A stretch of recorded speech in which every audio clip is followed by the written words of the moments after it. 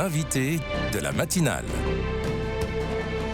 KTO Radio. La centaine d'évêques membres de la Conférence des évêques de France sont réunis à Lourdes jusqu'à dimanche pour l'assemblée plénière d'automne, des temps de prière pour l'Église et 4 grands thèmes majeurs sur la table des évêques. On va les détailler. Plusieurs figures catholiques et œcuméniques sont aussi invitées. On fait le point sur cette nouvelle assemblée plénière avec la directrice des antennes de KTO, Philippine de Saint-Pierre. Bonjour Philippine. Bonjour Maxence, bonjour à tous. Vous êtes bien arrivée à Lourdes ? Oui, tout va bien, merci. Alors, cette assemblée plénière d'automne débute, une fois n'est pas coutume, par l'intervention à 9 heures ce matin du primat de l'église gréco-catholique ukrainienne, l'archevêque major de Kiev, Sviatoslav Shevchuk. Quel est le sens de sa présence ? Il est déjà venu en France, monseigneur Shevchuk, c'était en mai 2015. Alors, c'était pas encore le déclenchement de l'offensive russe de 2022, mais c'était déjà la guerre du Donbass.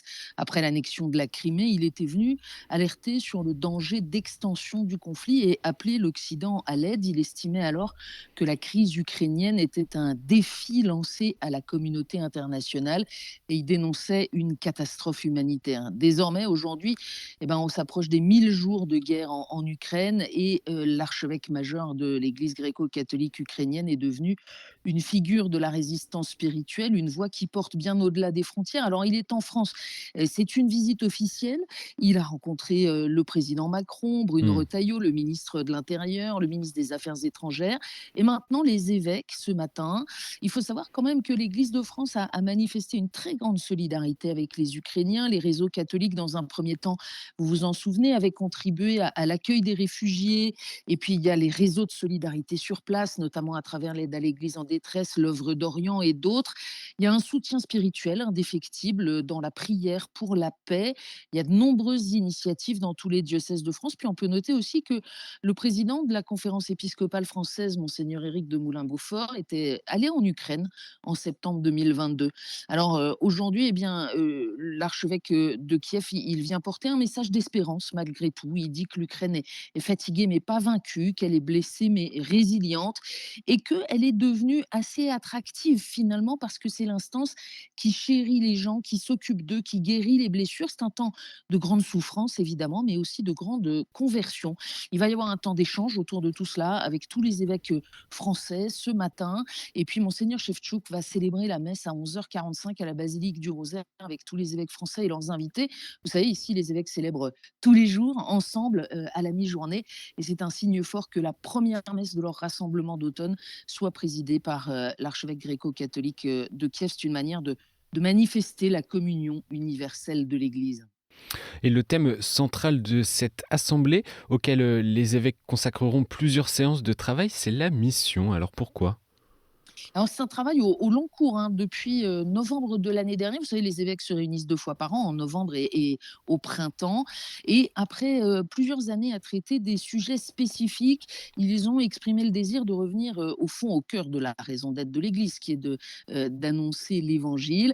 Alors, l'année dernière, il y avait eu une table ronde théologique pour introduire ce sujet et sur le thème comment annoncer l'Évangile dans un monde sécularisé à des personnes à qui le nom de Dieu aujourd'hui ne dit rien.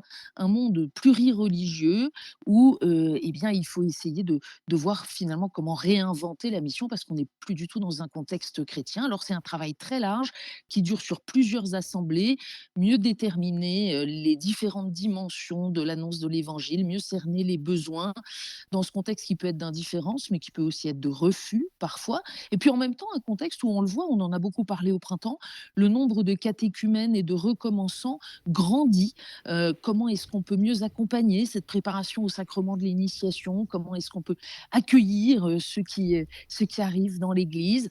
Et donc, il va y avoir encore des suites de ce travail. En mars prochain, ils vont travailler spécifiquement sur le ministère ordonné des diacres, les lecteurs, les acolytes et les catéchistes. Vous savez, ces ministères institués dont on a beaucoup parlé, mais aussi sur la formation des prêtres, par exemple.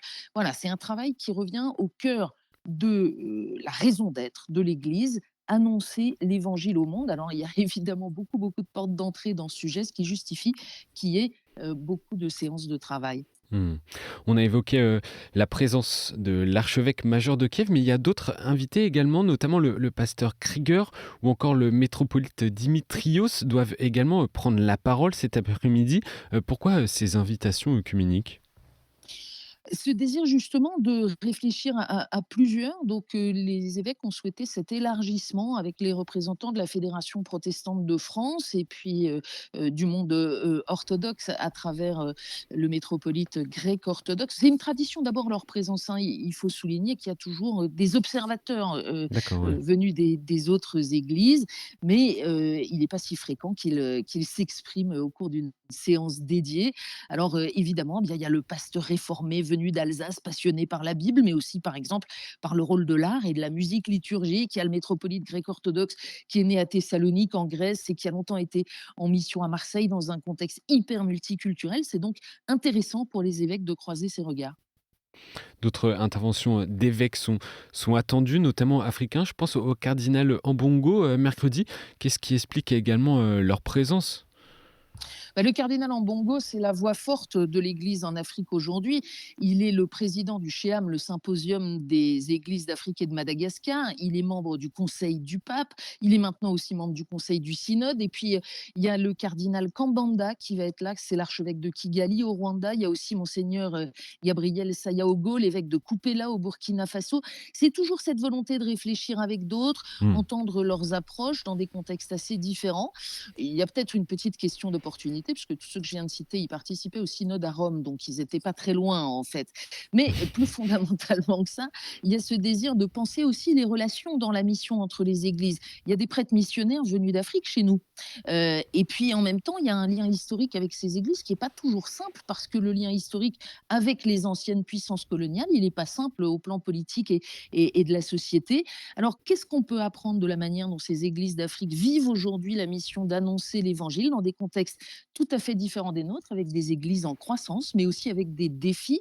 Là encore, les évêques ont souhaité élargir leur regard. Philippine, l'Église sort d'un mois de réflexion sur son avenir, concluant ainsi sa transformation synodale entamée en 2021. Le pape a invité toutes les églises du monde à s'emparer des résultats de ses travaux. C'est ce que va faire la CEF également? Alors oui et non. Ah, Techniquement, si on dit, quel sera le temps consacré, lors de cette assemblée au retour sur le synode, bah, c'est une séquence très, très courte, hein, 1 heure sur la semaine. C'est vraiment très, très ouais. court. C'est mercredi matin que l'assemblée entendra le retour d'expérience de cette délégation française. Vous savez, il y avait plusieurs Français qui participaient au synode, mais ceux qui étaient envoyés par la conférence des évêques, c'était le cardinal Aveline et puis, monseigneur Mathieu Rouget, Benoît Bertrand, Jean-Marc Echen, Alexandre Joly et puis Anne Ferrand, consacrée du diocèse de Rodez. 1 heure, c'est pas grand-chose, hein. Non. C'est 1 heure pour revenir sur ces 4 semaines de conversation dans l'esprit, discuter de ce document final, approuvé par le pape après sa publication le 26 octobre. Et en même temps, Maxence, la vérité, c'est que la question du synode, c'est pas tant le retour sur l'événement synodal que le principe même de la conversion synodale de l'Église. Et la conversion synodale, c'est quoi? C'est comment est-ce que on marche ensemble, clercs, laïcs, religieux, religieuses, pour porter ensemble l'annonce de l'évangile au monde. Donc, au fond, avec toutes ces séances sur la mission, c'est bien de la même chose dont il sera question. Mmh. Un autre sujet également, Philippine, le 10 septembre dernier, la Conférence des évêques de France a annoncé la création d'un dispositif d'écoute et d'orientation destiné aux adultes victimes de violences sexuelles au sein de l'Église. Dispositif présenté normalement cette semaine. Que peut-on en attendre? Oui, ça avait été annoncé en mars dernier. Ils avaient acté le principe de ce dispositif d'écoute et d'orientation. Il devrait être proposé à cette session de novembre. C'est ce qu'on a appris il y a quelques semaines. L'idée, c'est d'accompagner les victimes soit vers la justice civile lorsqu'il y a lieu, soit, ou lorsque c'est possible, soit vers le tribunal canonique interne de l'Église, soit vers un processus de justice restaurative. C'est un sujet très difficile, parce que vous comprenez bien que la question du consentement ne se pose pas de la même manière quand il s'agit d'un mineur, où là, il n'y a simplement pas de question, ou quand il s'agit d'un majeur. Et souvent, la justice civile, elle a des grandes difficultés à trancher, notamment quand on parle d'abus de pouvoir ou d'abus spirituels. Donc la question, c'est pas comment est-ce que les évêques vont se substituer à la la justice civile pour rendre une autre justice, mais comment est-ce qu'ils peuvent accompagner la souffrance des personnes victimes et leur venir en aide? Sur le même principe que l'INIR, par exemple, pour les mineurs? Écoutez, c'est ce qu'on va voir. On ne connaît pas Mmh. encore le détail du système qui va être proposé, mais ça ne peut pas se jouer exactement de la même manière, encore une fois, parce que les cas sont beaucoup plus complexes. L'Église ne peut pas se substituer à la justice civile. Il y a bien des cas où la justice civile ne peut pas trancher pour diverses raisons. L'essentiel est que les personnes victimes soient reconnues et soient accompagnées le mieux possible et soient d'abord et avant toute chose écoutées dans l'expression de leur souffrance. Et Philippine, il y a encore d'autres sujets sur la table des évêques de France. Le programme est vraiment dense. Ils vont aussi parler de l'enseignement catholique et aussi faire un premier bilan des états généraux sur le patrimoine religieux en France, c'est ça? Oui, l'enseignement catholique, c'est assez régulier que le Oui. secrétaire général profite de cette session pour venir discuter avec les évêques. Mais il y a un sujet du moment. Dans son discours de clôture en mars dernier, Monseigneur de Moulin-Beaufort le rappelait en évoquant ce caractère propre de l'enseignement catholique que reconnaît la loi Debré. On sait qu'il y a beaucoup de débats aujourd'hui. On sait aussi que l'enseignement catholique a fait une belle rentrée. Et donc, voilà, il y aura ce temps d'échange. Les états généraux du patrimoine religieux, c'est aussi important. 100 000 bâtiments religieux à peu près en France.